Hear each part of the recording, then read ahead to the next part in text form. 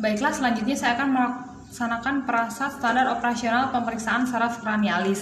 Di sini tujuannya yaitu untuk memberikan keterampilan kepada mahasiswa mengenai pemeriksaan saraf kranialis dan untuk mengetahui adanya gangguan-gangguan yang terdapat pada saraf-saraf kranialis tersebut. Untuk yang pertama, langkah yang pertama yaitu persiapan alat terlebih dahulu. Untuk alat-alat yang dibutuhkan, yang pertama yaitu sarung tangan, yang kedua yaitu bahan dengan bau seperti jeruk dan kopi, yang ketiga papan Snellen, yang keempat pinhole, yang kelima senter atau pinlight, yang keenam kartu isi hara, yang ketujuh fundus kopi, yang kedelapan palu refleks, yang kesembilan pilihan kapas, yang kesepuluh garpu tala, yang kesebelas tong depresor, kemudian larutan garam dan larutan gula. Itu untuk peralatan yang akan kita siapkan. Untuk tahap selanjutnya yaitu prosedur kerja. Yang pertama yaitu tahap orientasi, yaitu cuci tangan, kemudian menyapa klien, menjelaskan maksud dan tujuan, kemudian dan menciptakan lingkungan yang nyaman atau menjaga privasi. Untuk selanjutnya yaitu tahap kerja. Yang pertama pemeriksaan saraf nervus olfaktorius. Nervus olfaktorius ini cara memeriksanya dengan menutup kedua mata, menutup hidung, kemudian dekapkan bau tersebut ke salah satu lubang hidung, kemudian minta penderita atau pasien untuk menarik nafas panjang, kemudian minta mereka untuk mengidentifikasi bau tersebut. Kemudian yang kedua yaitu saraf optikus. Saraf optikus yaitu dengan menggunakan Snellen chart atau dengan menggunakan yang biasa kita menggunakan pinlight dengan memeriksa refleks pupil. Apabila pupil normal maka pupil akan mengecil.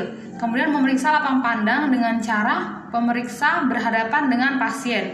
Jadi duduk berhadapan, dengan pasien. Untuk saraf yang ketiga yaitu saraf okulomotor, saraf cochlear dan saraf abdusen, berfungsi untuk menggerakkan bola mata. Dengan cara pemeriksaan melalui inspeksi terlihat apakah ada juling atau tidak pada kedua mata tersebut. Kemudian minta penderita atau pasien mengikuti gerakan pemeriksa searah huruf H. Misalnya seperti ini. Lihat apabila normal maka gerakan bola mata akan bersamaan. Untuk pemeriksaan pupil, lihat bentuk dan ukurannya. Apabila pupil normal akan mengecil. Kemudian lihat kesimetrisan antara pupil kiri dan kanan. Setelah itu lihat refleks pupil terhadap cahaya tersebut. Saraf yang kelima yaitu saraf trigeminus.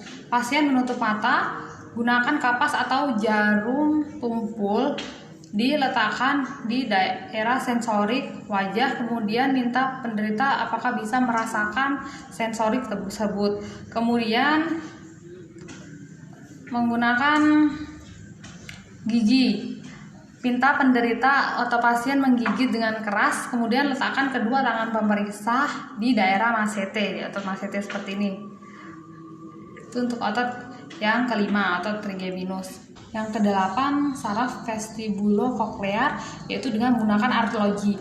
Arloji itu didekatkan di telinga, kemudian dijauhkan perlahan-lahan sampai bunyi detik arloji tersebut hilang. Kemudian bandingkan telinga kanan dan telinga kiri. Kemudian bisa menggunakan tes Weber atau garpu tala dan bisa juga menggunakan gesekan jari atau sapuan jari. Bandingkan antara kedua telinga, antara telinga kiri dan telinga kanan. Saraf yang ke-9 dan 10 yaitu nervus glosopharyngeus dan nervus vagus. Itu melihat gerakan palatum dengan meminta pasien untuk mengucapkan huruf A, kemudian memeriksa gerakan uvula. Bisa juga dengan melihat terefleks muntah, kemudian kecepatan menelan dan kekuatan batuk. Saraf yang ke-11 yaitu nervus accessorius. Kekuatan M trapezius bagian atas diperiksa dengan cara menekan kedua bahu penderita ke bawah seperti ini. Kemudian penderita berusaha mempertahankan posisi bahu tersebut ke atas. Apabila pasien tersebut mengalami gangguan, maka dia tidak akan bisa menahan tekanan tersebut. Kemudian saraf yang terakhir yaitu saraf yang ke-12, saraf nervus hypoglossus, dengan cara meminta pasien untuk menjulurkan lidah dan menggerakkan lidah ke kiri dan ke kanan seperti ini, dan meminta menjulurkan ke kiri dan ke kanan. Apabila pasien tersebut mengalami gangguan, maka penderita tidak akan bisa menggerakkan lidah tersebut secara normal sesuai dengan perintah dari pemeriksa.